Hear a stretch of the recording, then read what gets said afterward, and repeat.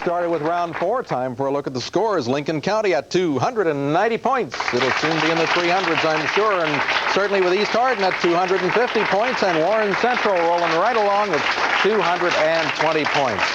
All right, everybody, it's our packet round next, and of course, as you know by now, I suppose, that this is the round in which we have 90 seconds in which to answer 10 questions. We give 20 points for a correct answer, take off 20 points for an incorrect answer, and there is a 25-point bonus for a team which correctly answers all 10 questions within the time limit. It certainly would be exciting if we were able to award those extra bonus points today. Hasn't happened very often this year, but it does happen. Okay, remember, teams, that in this round you do have the privilege of saying pass with no penalty.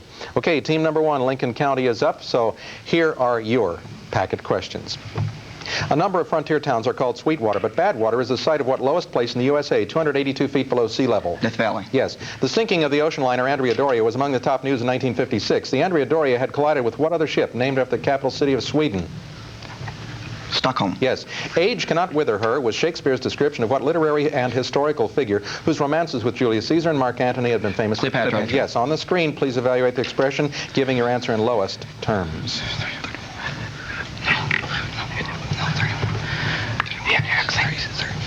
41. Correct. Choice. A modern New Jersey plan might deal with pollution, but did the New Jersey plan offered to the 1787 Constitutional Convention deal with representation, appropriations, or administration? Representation. Correct. Choice. Which one of the following terms involves all of the others? Gravity, force, or surface tension? Force. Correct.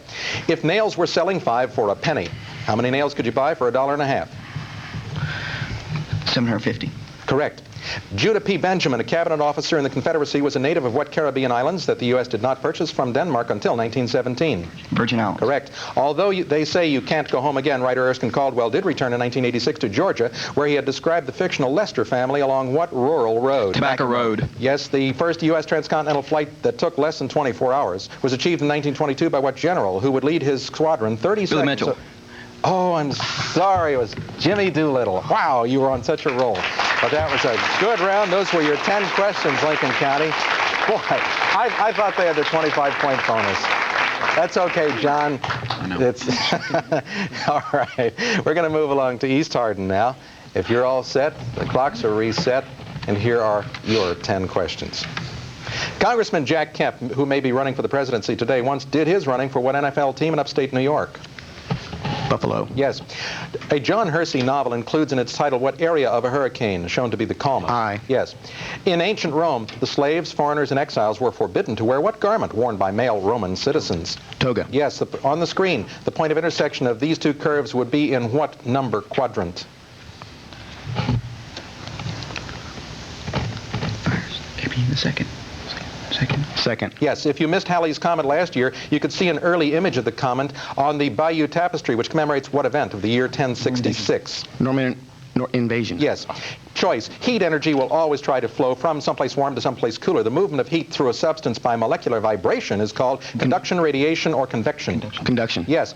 The letters WHO might mean music to rock fans, but to United World Nations. Health Organization. Yes. If a family drives 40 miles in the first hour of a trip and a total of 50 miles in the next 2 hours of the trip, how many miles per hour did they average on the trip?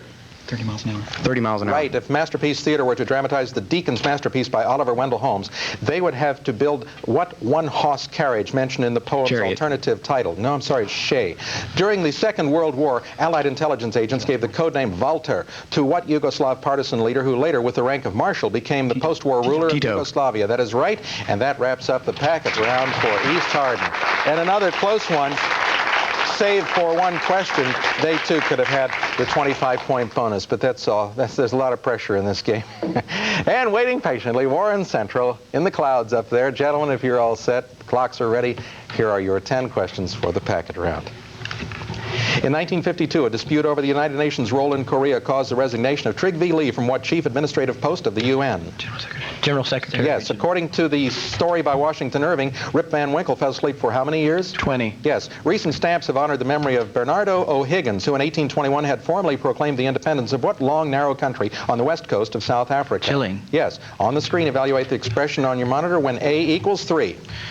2 over 4 cubed, 1/8. Correct.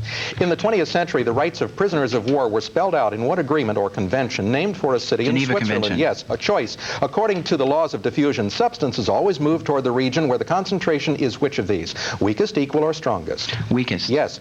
Jean Point du Sable, who built the first house in what is now Chicago, is believed to have been a native of what Caribbean country whose capital is Port-au-Prince?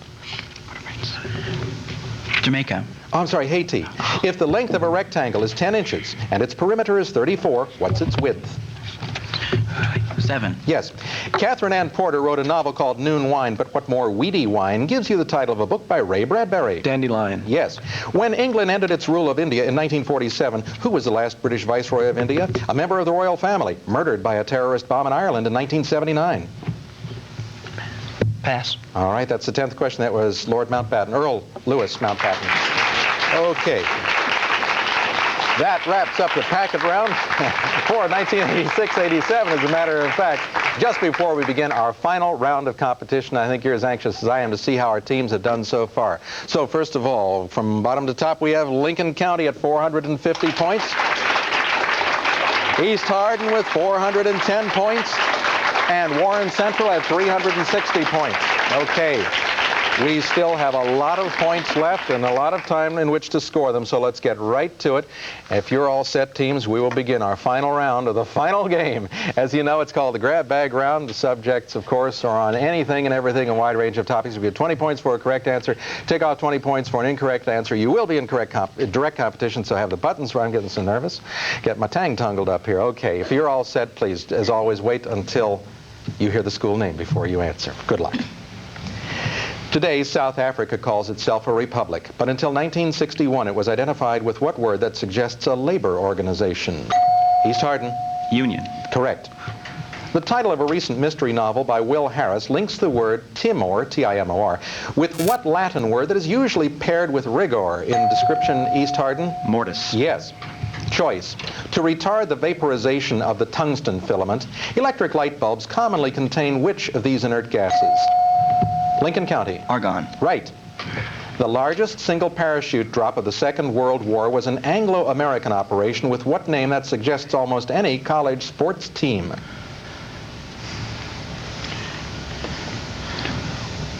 The word you're looking for there is Operation Varsity. What is the largest prime factor of 16? Lincoln County. 2. Correct. Carl Vinson, the long chairman of the House Armed Services Committee, was the great uncle of what U.S. senator from Georgia who is now chairman of the Senate? Warren Central. Sam Nunn. Right.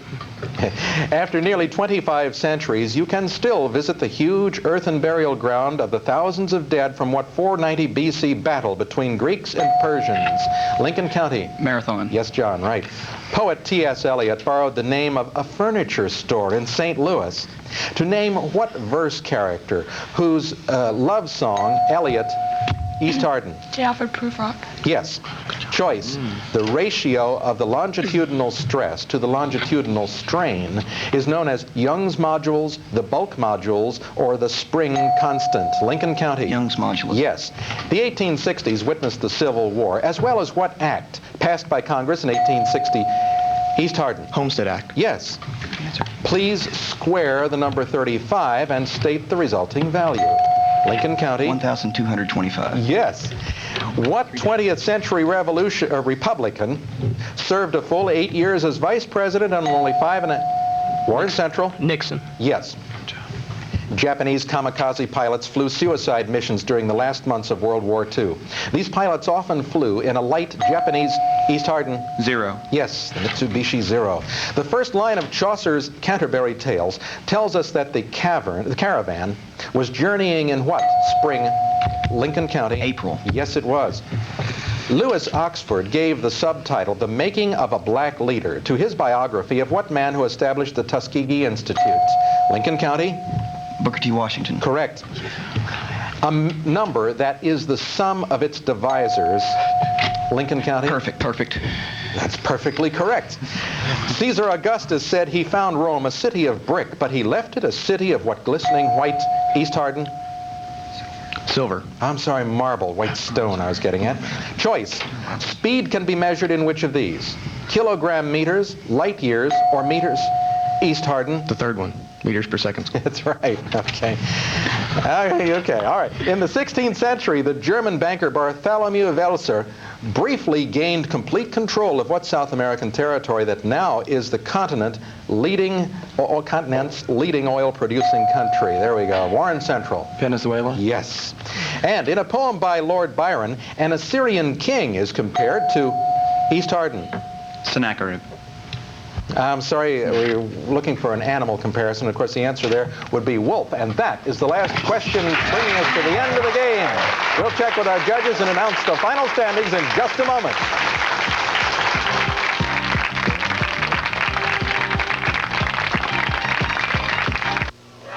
Looks like Tommy Wilhelm is going nowhere fast. He's lost his family, he's lost his job, and now he's just about reached the end of the line. Robin Williams is Tommy Wilhelm. I mean, I work hard all my life, but everything just flows away from me like water down a drain. An American classic by a Nobel Prize-winning author. Saul Bellows sees the day. Next time on Great Performances. Monday night at 8:30, 7:30 Central. Programming from the Kentucky Center for the Arts is made possible in part by contributions to the KET Fund for Excellence. KET thanks the following members for their support of Kentucky Center for the Arts productions. The Humana Foundation, Incorporated, Kentucky Fried Chicken, the Mary and Barry Bingham Senior Fund, Brown Forman Corporation, and Citizens Fidelity Foundation.